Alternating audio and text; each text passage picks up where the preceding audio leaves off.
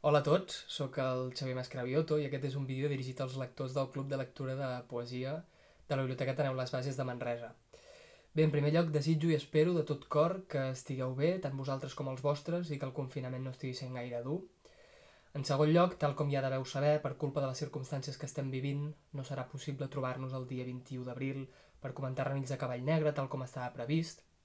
Us he de confessar que a mi era una trobada que em feia especial il·lusió, en primer lloc perquè jo sóc de Navàs i a Manresa per tant m'hi lliguen moltes coses, però també perquè era una trobada de poesia, i la poesia sovint és un gènere que queda arraconat, no? Que queda relegat. Tot i així estic segur que tard o d'hora trobarem l'ocasió de trobar-nos i celebrar la poesia i la literatura que aquests dies tan fràgils ens fan tanta companyia. Bé, us llegiré un poema de Renills de Cavall Negre, si bé de manera virtual, que es titula It. La pell. La pell cansada de ser pell i ser-me pell i vestir els ossos. I els ossos. Els ossos gemegant de sostenir-me sempre el pes, gemegant de contradir la carn obscena. Calci que la boca gemegant la pena tèbia, lents els camins rals que fan tan lenta la gangrena.